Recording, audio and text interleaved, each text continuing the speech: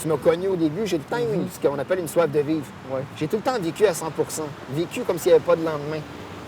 Fait que quand j'étais sur le bord de mourir, la chose qui m'est venue en tête, c'est j'ai eu une belle vie. C'est vrai.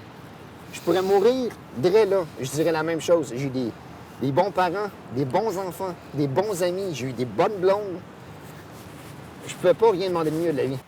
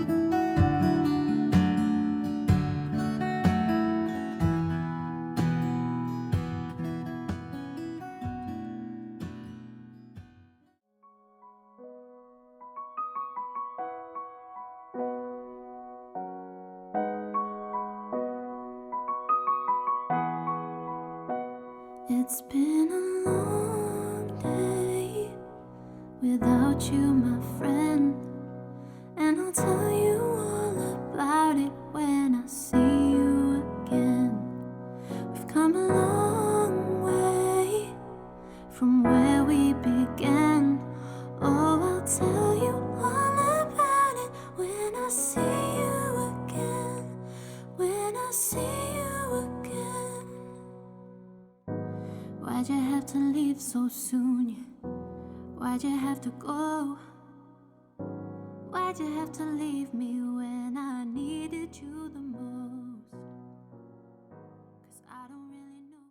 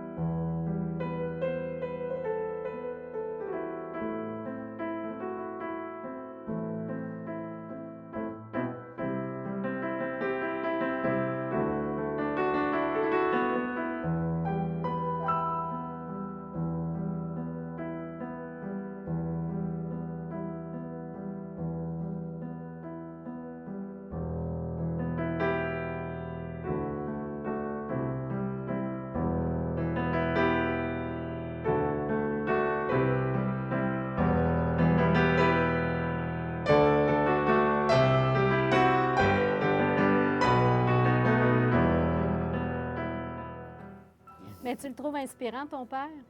Oui. Elle avait un exposé sur moi à l'école. Wow! Puis qu'est-ce que tu as parlé dans ton exposé? T'aurais-tu le goût de me parler? J'ai parlé de lui, qu'est-ce qu'il avait fait. Et aussi, c'est ça. J'ai dit comment ça déroulait sa vie. Parce que c'était quoi le... C'était drôle, c'est drôle. C'était quoi le titre? C'était quoi qui vous demandait à l'école? C'était sur quoi que tu es supposé faire un reportage? Sur mon idole. Wow.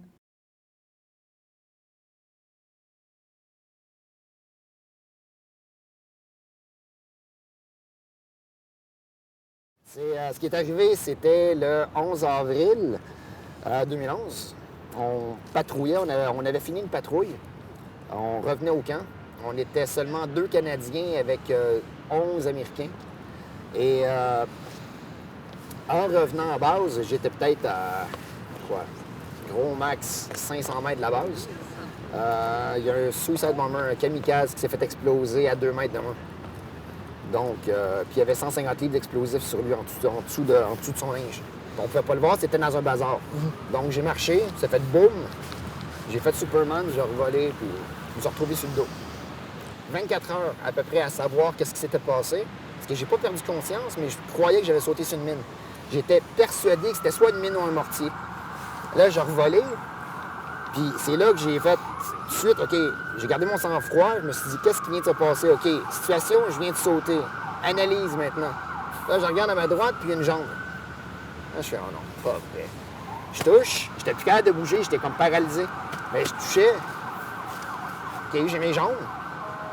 Là, je fais le décompte, OK, un bras. Lui, le bras gauche était paralysé, il est encore à moitié paralysé. Je suis pas capable de bouger un doigt tout seul. Je regarde mon bras gauche, je le sens pas. Là, je touche, je le lève. OK, il est attaché, c'est pas pire. Là, j'ai eu peur d'être défiguré. Là, je me suis touché. OK, j'ai mon nez. Là, j'ai senti quelque chose de chaud. Quand j'ai fait ça, j'avais la carotide, la jugulaire sectionnée. Ça sortait gros comme mon pouce. À chaque battement de cœur, je voyais ça partir. Fait que j'ai baissé les bras, je dis bon, ça y est, c'est fini. J'ai même pas fait une pression. Je me suis laissé aller. Quand tu dis c'est fini, toi dans ta tête, je mourrais. Moi, dans ma tête, quand je dis c'est fini, c'est que dans ma tête, j'étais mort. C'était une question de minutes, là.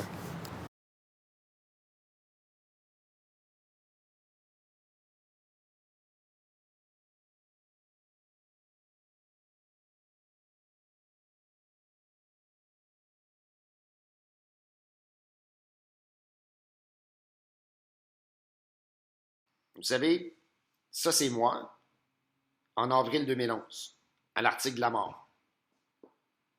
Ça, après ça, c'est moi dans le lit d'hôpital, assez magané.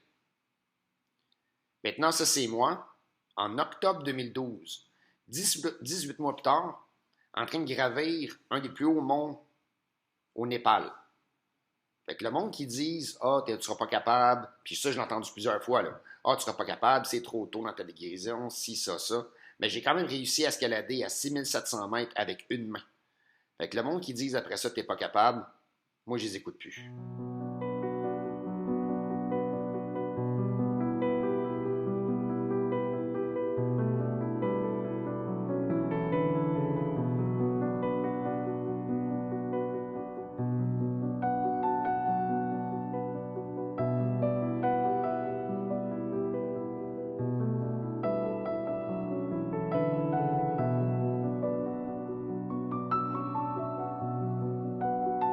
Yeah, joie de vivre. I mean, joy of life. I mean, my philosophy in life is like never regretting something. Because I know that I will die someday. It could be tomorrow. It could be in 2 minutes. It could be right after this interview. I get hit by a car. So I just want to make sure that the moment I will die, I won't have any regrets. That's how I live. I want to live like that.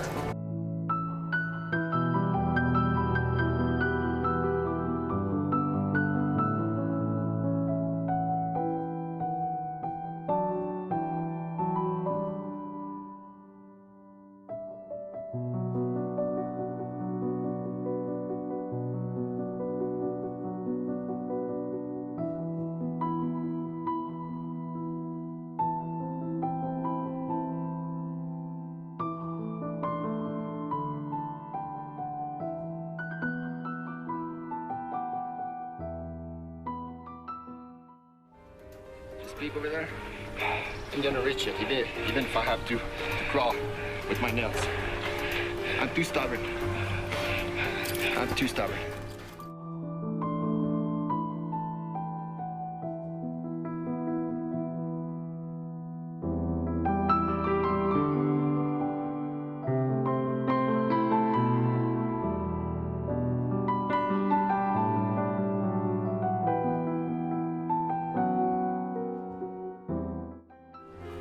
We couldn't even imagine ourselves being here without one each other. It's a moral support, and it's a real good moral support that, because, you know,